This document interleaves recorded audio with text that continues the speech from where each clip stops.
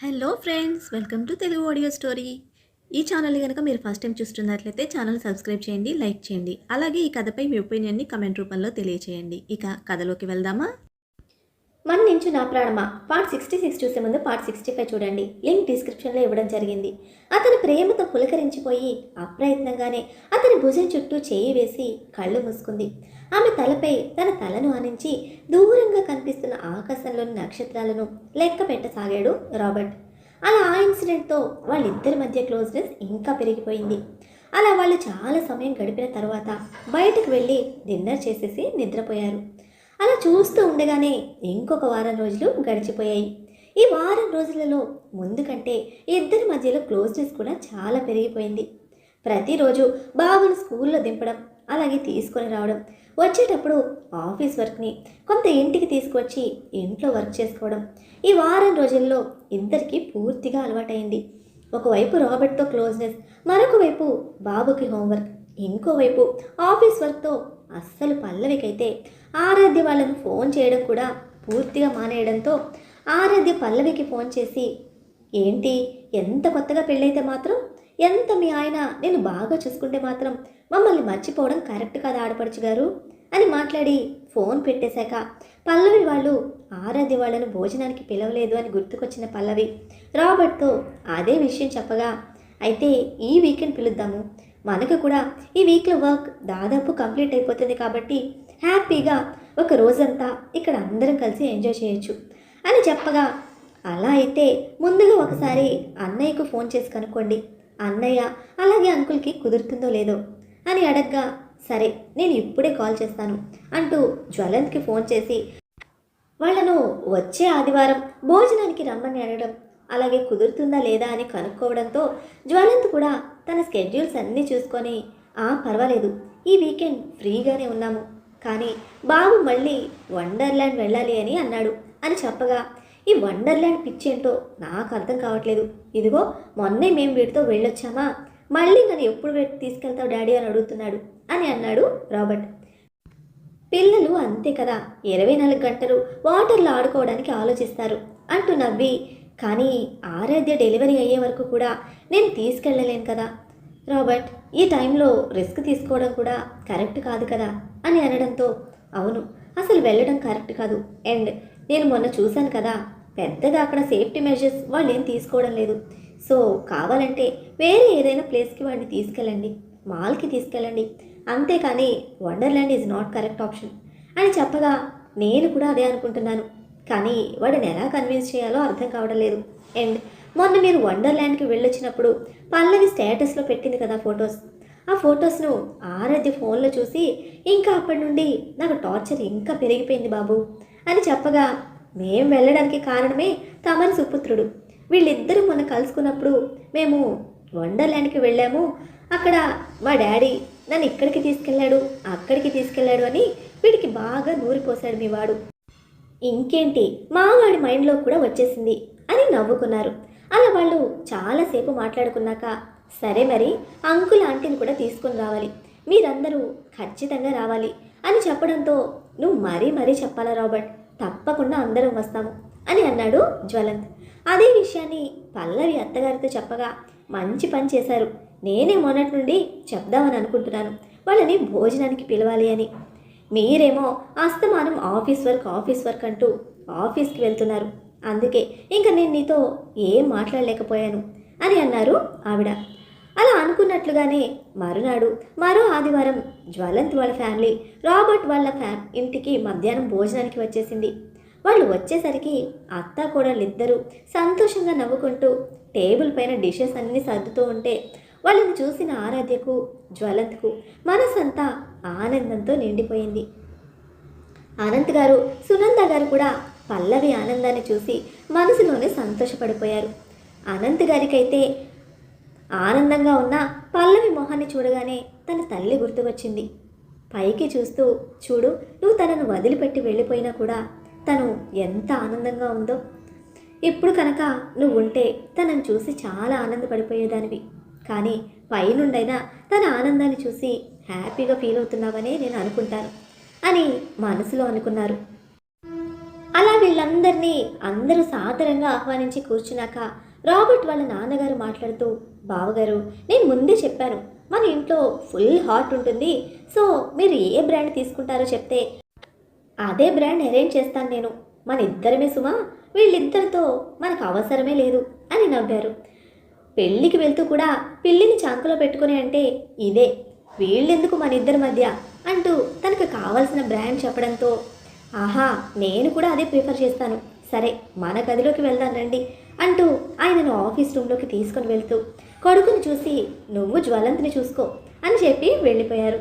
వాళ్ళు వెళ్ళేసరికి ఆల్రెడీ అక్కడ సిట్టింగ్ వేయడానికి సెటప్ అంతా చేసి ఉండడం చూసిన అనంత్ గారు, నేను ఏమో అనుకున్నాను మీరు బాగానే మందు చూపుతూ ఉన్నారు కదా అని నవ్వగానే, అవును మరి మీరు వచ్చాక నిమిషం కూడా వేస్ట్ చేయకూడదు, ఇవన్నీ ముందే అరేంజ్ చేసి పెట్టుకున్నాను తెలుసా అని అన్నారు ఆయన. అలా ఇక్కడ వాళ్ళిద్దరూ ఆనందంగా స్పెండ్ చేస్తూ ఉంటే బయట రాబర్ట్ కూడా జ్వలంతిని తన రూమ్లోకి తీసుకుని వెళ్తూ పల్లవికి సైగ చేయగా అలానే అని చెప్పింది పల్లవి. అలా ఒక నిమిషం అంటూ వాళ్ళ ముగ్గురిని కూర్చోపెట్టి 2 ప్లేట్స్లో వాళ్ళ కోసం చేసిన స్నాక్స్ తీసుకొని మొదట రాబర్ట్ వాళ్ళ రూమ్లోకి తీసుకువెళ్ళి స్నాక్స్ ఇచ్చి, ఎంతసేపు అవుతుంది మీకు మరి, మమ్మల్ని లంచ్కి వెయిట్ చేయమంటారా లేదా అని అడగ్గా, లేదు లేదు అస్సలు వెయిట్ చేయకండి, ఇదిగో ఆల్రెడీ 12 అయిపోయింది, ముందు పిల్లలకి తినిపించేసి మీరు తినేసేయండి, మాకు కాస్త లేట్ అవుతుంది అని చెప్పడంతో అలాగే అని చెప్పి బయటకు వచ్చి మళ్ళీ మామగారి రూమ్లోకి వెళ్ళడం కోసం అత్తగారికి ప్లేట్ ఇవ్వగా ఆవిడ వెళ్ళి సేమ్ అదే అడగ్గా భర్త నుండి కూడా అదే సమాధానం రావడంతో ఇంకా బయటకు వచ్చేసి, ఇప్పుడే వాళ్ళు బయటకు వచ్చేలా లేరు కాబట్టి మనం మెల్లిగా లంచ్ చేసేద్దామా అని అడిగారు పల్లవి వాళ్ళ అత్తగారు. ఇప్పుడే ఎందుకు వదినా, మేము ఇంతకుముందే టిఫిన్ చేసి వచ్చాము, కాసేపు మాట్లాడుకుందాము అంటూ నలుగురు కూర్చొని మాట్లాడుకుంటూ ఉండగా పల్లవి అలాగే ఆరాధ్య పిల్లలిద్దరికీ భోజనం తినిపించేసి వాళ్ళిద్దరిని ఆడుకోమని చెప్పి ఇంకా నలుగురు ఆడవాళ్ళు ముచ్చట్లలో మునిగిపోగా పల్లవిని ఆరాధ్య ఒక పక్కకు తీసుకుని వెళ్ళి, ఇప్పుడు చెప్పు ఎలా ఉంది నీ మ్యారేజ్ లైఫ్, అంతా హ్యాపీయేనా అని అడిగింది. దానికి పల్లవి నవ్వుతూ, చెప్తున్నాను కదా నిజంగానే నేను చాలా హ్యాపీగా ఉన్నాను అని అనడంతో, హ్యాపీగా ఉండడం వేరు, నేను అడిగింది మ్యారీడ్ లైఫ్, నీకు అర్థమవుతుందా అని అడగ్గా, నువ్వేమంటున్నావో నాకు అర్థమవుతుంది ఆరాధ్య, కానీ మా మధ్యలో ఇంకా అది మొదలు కాలేదు అని చెప్పగా, అదేంటి పెళ్ళై కూడా దాదాపు 2 నెలలు కావస్తుంది కదా అని కాస్త భయంగా అడిగింది ఆరాధ్య. ఆరాధ్య భయం తన మొహంలో స్పష్టంగా కనపడుతూ ఉంటే తన చేతులను పట్టుకొని, నువ్వు అనుకుంటున్నట్లుగా ఏం లేదు, మేము నిజంగానే చాలా చాలా హ్యాపీగా ఉన్నాము, ఆయన నన్ను చాలా బాగా చూసుకుంటున్నారు, ఆయనే కాదు అత్తయ్య మావయ్య అందరూ కూడా నన్నే కాకుండా బాబును కూడా వాళ్ళ సొంత వాడిలా చూసుకుంటున్నారు, నేను నిజంగా చాలా హ్యాపీగా ఉన్నాను అని అంది. ఉన్నావు కానీ పల్లవి అంటూ ఆగిపోగా, ఇప్పుడు నువ్వు వెనక్కి తిరిగి వచ్చిన తర్వాత నీకు అన్నయ్యతో కలవడానికి ఎంత సమయం పట్టింది ఆరాధ్య అని అడిగింది పల్లవి.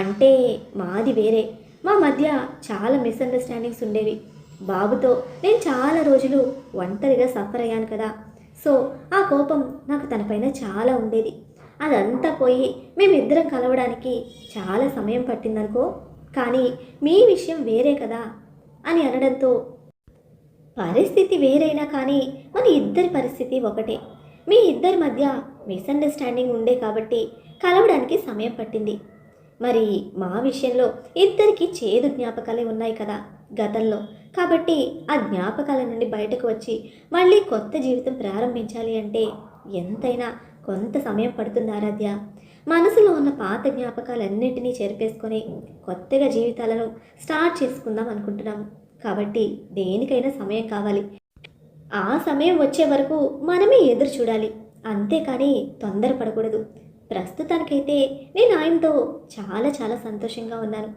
ఇంత ఆనందాన్ని నేను నా లైఫ్లో ఎప్పుడూ ఎక్స్పెక్ట్ కూడా చేయలేదు, బాబు పరిస్థితి ఏంటో తండ్రి లేకుండా ఎలా పెంచాలో అని నాలో నేనే చాలా సతమతమయ్యేదాన్ని, కానీ ఇప్పుడు నాకు ఆ బెంగనే లేదు, ఆయన చూసుకుంటారనే భరోసా కల్పించారు, ఇంతకంటే ఒక అమ్మాయిగా నాకు హ్యాపీనెస్ ఏం అవసరం ఉంటుంది చెప్పు అని అనడంతో, నువ్వు చెప్పేది పూర్తిగా నిజమే పల్లవి, నేను అసలు ఏది కాదనను, కానీ నువ్వు కూడా అంటూ ఆగిపోగా, తప్పకుండా నేను కూడా కొత్త బంధంలోకి అడుగు పెడతాననే నమ్మకం నాకుంది.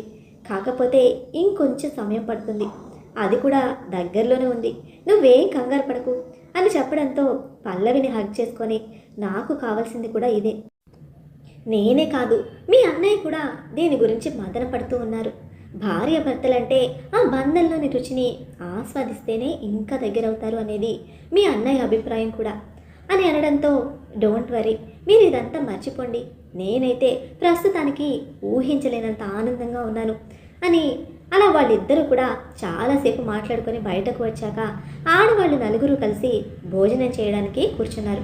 అక్కడున్న డిషెస్ అన్నీ చూసి, బాబోయ్ పల్లవి, మేమేమైనా కుంభకర్లను అనుకుంటున్నావా, వాళ్ళ సిస్టర్స్ అనుకుంటున్నావా, ఎన్ని వంటలేంటి అని అనడంతో, నాకేం సంబంధం లేదు, మా అత్తయ్య గారే డిషెస్ అన్నీ ప్రిపేర్ చేశారు, నేను జస్ట్ రైస్ మాత్రమే వండాను అని చెప్పగా, సునంద గారు కూడా ఆవిడ పల్లవి వాళ్ళ అత్తగారిని చూసి, ఎందుకు వదినా ఇవన్నీ అని అనడంతో, మొదటిసారి భోజనానికి వస్తున్నారు, ఆ మాత్రం చేయకపోతే ఎలా, అయినా ఇంకొకరైతే ఇన్ని చేసేవాళ్ళం కాదులేండి, మీరు కనుకే ఇన్ని చేశాను.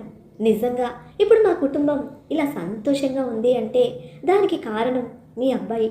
తనే కనుక నా కొడుకు గురించి ఆలోచించి ఉండకపోతే ఇప్పటికే నా కొడుకు జీవితం మోడు వారిపోయి ఉండేది. ఒక రకంగా మేము మీ రుణాన్ని జీవితంలో ఎప్పటికీ తీర్చుకోలేము అని అనడంతో, అయ్యో అంత పెద్ద పెద్ద మాటలు ఎందుకులేండి, మేమే మీకు థ్యాంక్స్ చెప్పుకోవాలి, మీ వల్ల మా పల్లవి చాలా ఆనందంగా ఉంది అని అన్నారు సునంద గారు. అలా ఆడవాళ్ళందరూ హ్యాపీగా భోజనం చేశాక దాదాపు మగవాళ్ళందరూ 4 గంటలకు బయటకు వచ్చి భోజనం చేసి 6 గంటల వరకు వెళ్ళిపోయారు. జ్వలంత్ వాళ్ళు వెళ్ళేప్పుడు కుటుంబం మొత్తానికి బట్టలు పెట్టి ఆనందంగా పంపించారు పల్లవి వాళ్ళు. ఆ రోజు రాత్రి జ్వలంత్ వాళ్ళు పడుకుంటూ ఉన్న సమయంలో ఆరాధ్య తనకు పల్లవికి మధ్యన జరిగిన కాన్వర్జేషన్ మొత్తం వివరించింది రాబర్ట్కు. ఆ ఒక్క విషయం తప్ప మిగిలిన అన్ని విషయాల్లో నేనైతే చాలా హ్యాపీగా ఉన్నాను. పల్లవి కానీ బాబు కానీ ఇద్దరు ఆ ఇంట్లో పూర్తిగా కలిసిపోయారు. రాబర్ట్ కూడా తనని చాలా బాగా చూసుకుంటున్నారంట. కానీ వాళ్ళ భార్య భర్తల బంధంలోకి అడుగు పెట్టడానికి కాస్త సమయం పడుతుంది అని చెప్పారు అని అనడంతో, నేను కూడా రాబర్ట్ని అదే విషయంలో అడిగాను, తను కూడా అదే విధంగా రెస్పాండ్ అయ్యాడు. ప్రెజెంట్ అయితే ఇంకా రాబర్ట్ చాలా పాజిటివ్గా ఉన్నాడు. ఒకవేళ పల్లవి నుండి పాజిటివ్ అప్రోచ్ వస్తే తను కూడా ఇంకో అడుగు ముందుకు వేస్తాడు. తప్పకుండా వాళ్ళిద్దరూ త్వరలోనే ఒక్కటవుతారనే నమ్మకం నాకుంది అని అనడంతో, నేను కూడా చాలా ఆనందంగా ఉన్నాను అని అనగానే, చెప్పు మన పల్లవితో అన్నట్టు నీ డెలివరీలోపు తన గుడ్ న్యూస్ చెప్పేస్తుందేమో అని నవ్వగా, అంతే అని అంది ఆరాధ్య. ఇక్కడ వాళ్ళిద్దరూ ఇలా మాట్లాడుకుంటూ ఉంటే అక్కడ రాబర్ట్ అలాగే పల్లవి మధ్య కూడా ఇదే టాపిక్ రావడంతో పల్లవినే కాస్త ఇబ్బందిగా మాట్లాడుతూ, నేను ఆల్రెడీ ఆరాధ్యకి చెప్పాను, చాలా ఆనందంగా ఉన్నాము అని చెప్పడంతో నేను కూడా జ్వలంతో అదే అన్నాను అని అన్నాడు రాబర్ట్. అలా రోజులు ఎవరి కోసమో ఆగు అన్నట్లుగా నెమ్మదిగా గడిచిపోతున్నాయి. చూస్తూ ఉండగానే ఇంకో 2 నెలలు గడిచిపోయాయి. రాబర్ట్ వాళ్ళ ప్రాజెక్ట్స్ అన్నీ ఒక కొలిక్కి వచ్చేసరికి వాళ్లకు కూడా ఫ్రీ టైం రావడంతో రాబర్ట్ వాళ్ళు కూడా రోజు త్వరగానే ఇంటికి వచ్చేవాళ్ళు. అలా ఒకరోజు పల్లవి కొడుకు తండ్రితో, డాడీ మీరు నన్ను వేరే కంట్రీకి తీసుకొని వెళ్తానని చెప్పారు కదా, తీసుకొని వెళ్ళనే లేదు, మీరు మర్చిపోయారు కదా పూర్తిగా, మీకు నేనంటే ఇష్టం లేదా అన్నట్లు ఏడుపు మొహంతో అడగ్గా, అప్పుడు రాబర్ట్ కూడా పల్లవిని ఎక్కడికైనా వెళ్దామా, మనం వెళ్ళాలి అని అనుకున్నాం కదా అని అడగగా, మీకు ఓకే కదా అని అడగడంతో, సరే మీ ఇష్టం అని అంది. అప్పటికే పల్లవికి రాబర్ట్కి మధ్య కాస్త టిఫిన్స్ జరుగుతూ ఉండడంతో అంతే చనువుగా, అయితే స్విట్జర్లాండ్ వెళ్దామా అని పల్లవికి చిన్నగా కన్ను కొట్టాడు. రాబర్ట్ అలా కన్ను కొట్టడంతో పల్లవి సిగ్గుపడుతూ, బాబు ముందేంటి ఇదంతా, మీరు మరీ చిన్న పిల్లాళ్ళ మారిపోతున్నారు అంటూ అక్కడి నుండి వెళ్ళిపోయింది. డాడీ స్విట్జర్లాండ్లో ఏముండదు, మనం కావాలంటే సింగపూర్ లేదా మలేషియా లేదా జపాన్ వెళ్దాము, అక్కడ డిజ్నీ ల్యాండ్స్ ఉంటాయి ప్లీజ్ అని చెప్పడంతో, సరే ఫైనల్గా ఎక్కడికి వెళ్దాం అని అడగ్గా, మీ ఇష్టం డాడీ అని చెప్పడంతో, ఓకే మలేషియా వెళ్దామా అంటూ మళ్ళీ పల్లవిని పిలిచి వాళ్ళ ముగ్గురికి సూట్ అయ్యే టైంలో టికెట్స్ బుక్ చేస్తూ ఉండగా బాబు ఆనందంగా వాళ్ళ నానమ్మ తాతయ్యకు ఆ విషయం చెప్పడానికి వెళ్ళగా వాళ్ళిద్దరూ రూమ్లో ఒంటరిగా ఉండడంతో 5 నైట్స్ 4 డేస్ బుక్ చేస్తూ ఉన్నాను. డే అంతా మనం బాబు కోసం స్పెండ్ చేస్తాము, కానీ నైట్ మాత్రం నువ్వు నా కోసం స్పెండ్ చేయాలి అని అనగానే అప్పుడే ఆ విషయం అర్థమైన పల్లవి సిగ్గుతో తలదించుకోవడంతో, ఇదిగో ముందే చెప్తున్నాను, మళ్ళీ నన్ను మొరటోడు, మీరు ఇంత హార్ష్గా బిహేవ్ చేస్తారని అనుకోలేదు, మీ దగ్గర సున్నితత్వమే లేదు, ఇలాంటి మాటలు అనకూడదు సరేనా? నీకు సెటిల్ కావడానికి 4 మంత్స్ టైం ఇచ్చాను, ఇంకొంచెం టైం కావాలని అడిగితే మాత్రం నా వల్ల కాదు, నీకు అర్థమవుతుందా అని అనడంతో, సరే మీ ఇష్టం అని అంది పల్లవి.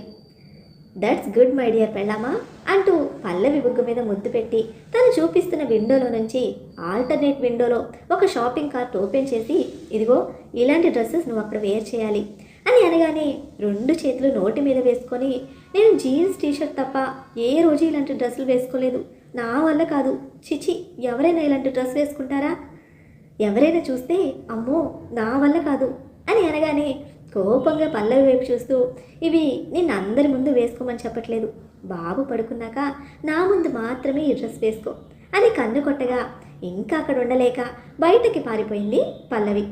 దేవుడా, ఈ అమ్మాయికి సిగ్గు ఎప్పుడు పోతుందో, నాతో ఎప్పుడు కలిసిపోతుందో, మా ఇద్దరి మధ్య ఉన్న దూరం ఎప్పుడు జరిగిపోతుందో నాకు అర్థం కావడం లేదు. ఏదో ధైర్యం చేసి నేను ఇలా తనతో మాట్లాడుతున్నానే కానీ నాకు కూడా ఏదోలా ఉంది. ఇన్ని సంవత్సరాలు ఎంతమంది ఆడవాళ్ళతో తిరిగినా ఏ రోజు ఇలాంటి ఆక్వర్డ్ సిచ్యువేషన్ ఫేస్ చేయలేదు, కానీ మొదటిసారిగా తనతో ఇలా మాట్లాడాలి అంటేనే ఏదోలా అనిపిస్తుంది.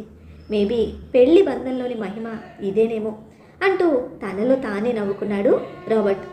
మరి అందరూ కోరుకుంటున్నట్టుగా రాబర్ట్ పల్లవి ఒక్కటవుతారా? వాళ్ళ మలేషియా ట్రిప్ ఎలా ముగియనుంది తెలుసుకోవాలంటే నెక్స్ట్ ఎపిసోడ్ని ఫాలో చేయండి. అలానే ఈ ఎపిసోడ్ని లైక్ చేయడం మాత్రం మర్చిపోకండి. Boy friends.